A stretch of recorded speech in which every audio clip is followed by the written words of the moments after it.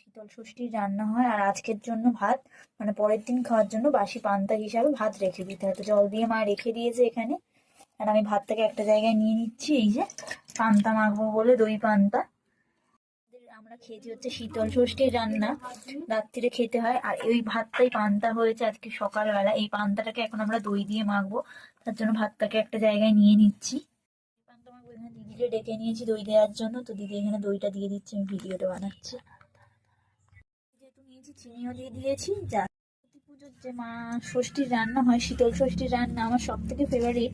ওখানে দুটো রান্না হচ্ছে, এই হচ্ছে দই পান্তা, আর একটা হচ্ছে পালং শাক আর লাউ শাকের চচ্চড়ি। ওটা আমার ফেভারিট, মানে খুব ভালোবাসি এই দুটো খেতে আমি। তো খিদে পেয়েছে, তো বাবাকে অল্প পরিমাণে দই পান্তা দিয়ে দিলাম, কারণ বাবা এই দই পান্তা খেতে অতটা খুব ভালোবাসে না, নিয়মের জন্য খায়।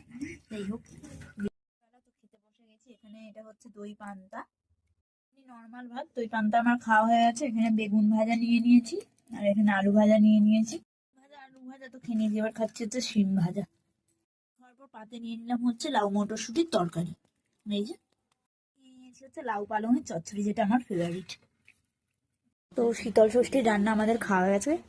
তো আজকে যেহেতু বাসি রান্না খেতে হয়, তো সেটাই খেলাম, দই পান্তা, লাউ পালংয়ের চচ্চড়ি, তারপরে হয়েছে হচ্ছে লাউ দিয়ে আলু দিয়ে মটরশুঁটি দিয়ে তরকারি, কুলের চাটনি ইত্যাদি। তো খাওয়া আমার হয়ে গেছে কমপ্লিট, এখন আমি বসে আছি। তো এই ছিল আজকের আমার মিনি ব্লগ। ভিডিওটা কেমন লাগলো অবশ্যই কমেন্টে জানিয়ে যাবে। ইউটিউব থেকে দেখে থাকলে সাবস্ক্রাইব, ইনস্টা থেকে দেখে থাকলে ফলো। ততক্ষণের জন্য টাটা।